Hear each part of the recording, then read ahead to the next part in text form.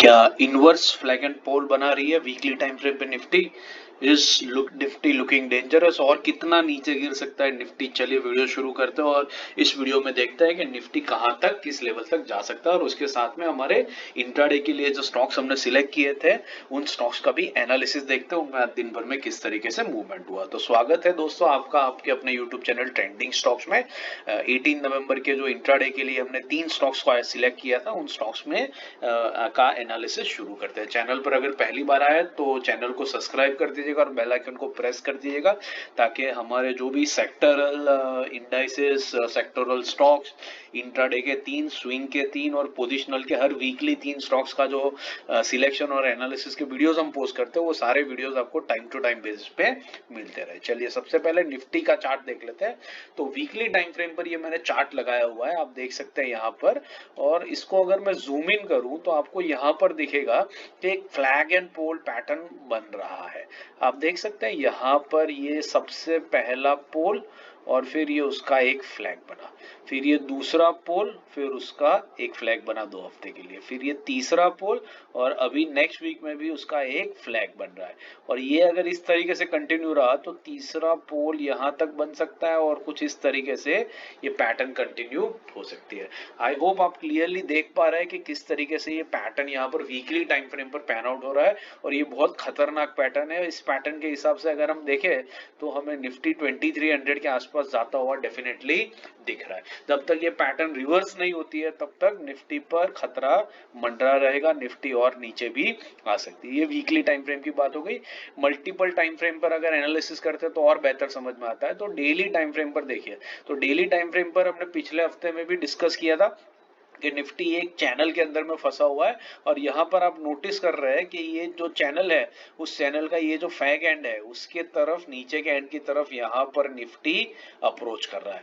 तो यहाँ की जो कैंडल्स है वो आप देख सकते हैं कि इस तरीके से यहाँ पर ऑलमोस्ट 23,100 के आसपास में पहुंच सकती है, और फिर यहाँ आने के बाद में निफ्टी यहाँ से अपनी एक अपवर्ड जर्नी इस तरीके से कंटिन्यू कर सकती है, और फिर नीचे, और इस तरीके से जब तक रिवर्सल नहीं होता है ट्रेंड का तब तक इस तरीके से निफ्टी कंटिन्यू कर सकता है। तो निफ्टी ये अभी भी एक शॉर्टर टर्म बेरिश ट्रेंड के अंदर में ही फंसा हुआ है। कहां तक सपोर्ट आता है only time will tell, but फिलहाल तो ये नेगेटिव लग रहा है और इसके अंदर कोई भी बुलिश ट्रेड लेना अभी निफ्टी में या ब्रॉडर मार्केट्स के अंदर में खतरे से खाली नहीं होगा।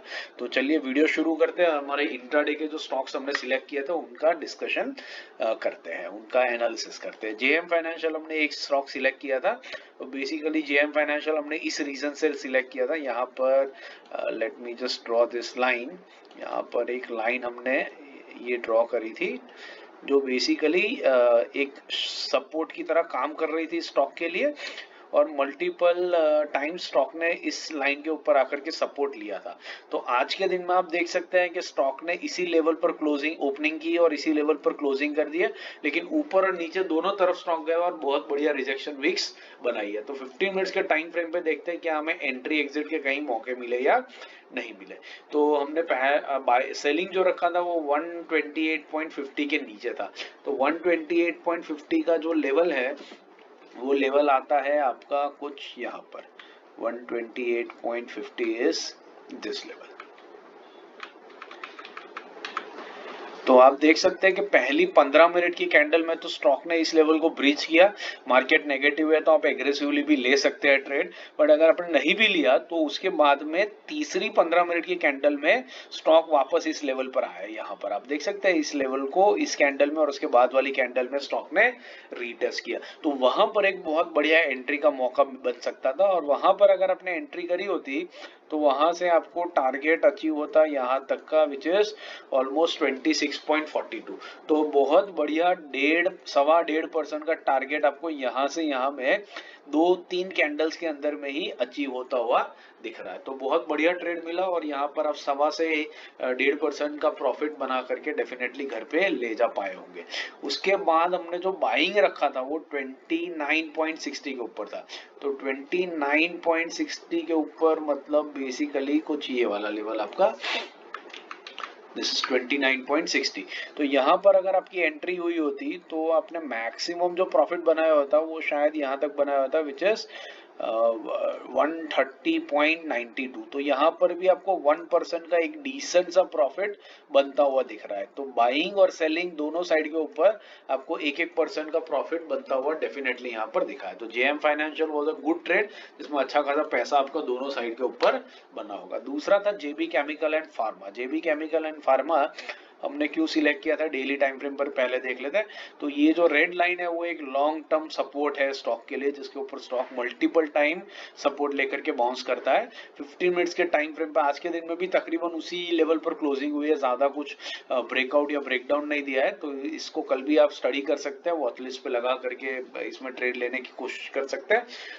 15 मिनट्स के टाइम फ्रेम पर आप देख रहे हैं ज्यादा कुछ हरकत हुई नहीं है स्टॉक के अंदर है। मोटा मोटी स्टॉक ने 1693-94 का हाई लगाया है और लोअर साइड के ऊपर 1666 तक स्टॉक गया है। तो बेसिकली 1% की भी मूवमेंट इधर कोई भी एक साइड पर हुई नहीं है। इस स्टॉक के अंदर में छोटी सी रेंज में स्टॉक बेसिकली फंसा रहा है। तो इसके अंदर में हमें कोई भी ट्रेड मिला नहीं होगा और डेफिनेटली अगर आपने लेने की कोशिश भी करी होती तो भी अपना आधा % या तो एक स्टॉप लॉस इसके अंदर में डेफिनेटली हिट हुआ होगा। तीसरा स्टॉक जो हमने सिलेक्ट किया था वो था कल्याण ज्वेलर्स। कल्याण ज्वेलर्स हमने अगेन क्यों सिलेक्ट किया था, अपना एक ऑल टाइम हाई के ऊपर आने के बाद में स्टॉक इस लेवल को रीटेस्ट कर रहा था। आज के दिन में दिख रहा है कि इस लेवल से स्टॉक ने एक बहुत बढ़िया बाउंस बैक दिखा है। तो 15 मिनट्स के टाइम फ्रेम पे देखते हैं हमें एंट्री का मौका कहां पर मिला। तो बाइंग हमने 656 के ऊपर रखा था। तो 656 के ऊपर का जो 656 का जो लेवल है वो लेवल आपका आता है कुछ यहाँ पर 656 इज दिस लेवल, ये है 656। तो 656 के ऊपर अगर आपने एंट्री करी होती है स्टॉक के अंदर में तो आपको ये एंट्री शुरू की 15 मिनट में मिलती और उसके बाद ऑलमोस्ट 10:30 की जो कैंडल है उस कैंडल में आपको यहाँ पर ये एंट्री मिलती। पहली 15 मिनट की कैंडल वाली एंट्री शायद आपकी नहीं होती, लेनी भी नहीं चाहिए, बट ये 10:30 की जो एंट्री है वो बहुत बढ़िया एंट्री रहती है। और उसके बाद स्टॉक ने इंट्राडे में जो हाई लगाया 3:15 बजे की कैंडल में वो था 675 का। तो ऑलमोस्ट स्टॉक ने कितना मूवमेंट किया है यहाँ से 19 रुपीज का मूवमेंट दिया है। तो बेसिकली 3% का मूवमेंट स्टॉक ने इस पॉइंट से इस पॉइंट के बीच में आपको दिया है और ये एक तरफा दिया है। स्टॉप लॉस कभी भी इसमें ट्रिगर नहीं हुआ है क्योंकि स्टॉक अपने बाइंग लेवल पर वापस कभी आया ही नहीं है। तो बहुत बढ़िया एक तरफा मूवमेंट हुआ और 3% का प्रॉफिट आपने डेफिनेटली स्टॉक के अंदर में बनाया होगा। हम पूरा 3% लेते नहीं है, 1% मिल जाए इंट्राडे में तो that is more than enough. तो जेएम फाइनेंशियल में हमें 1% के टारगेट दोनों तरफ मिले। कल्याण ज्वेलर्स में भी हमें 3% की मूवमेंट मिली जिसमें से 1% कैप्चर किया और जेबी कैम में या तो हमने ट्रेड नहीं लिया होता या तो हल्का सा एक स्टॉप लॉस हमारा उसमें हिट हुआ होता। आशा करता हूं ये एनालिसिस आपको समझ में आ रहा है और पसंद आ रहा है। पसंद आ रहा है तो वीडियो को लाइक जरूर कीजिएगा और चैनल को अपने दोस्तों के साथ भी जरूर से शेयर कीजिएगा। बाकी इंट्राडे स्विंग और पोजिशनल के वीडियोस यहाँ पर मैंने पिंक कर दिए, तो इन वीडियोस को देखिए, हमारी चैनल से सीखते रहिए, जुड़े रहिए और have a great trading day tomorrow.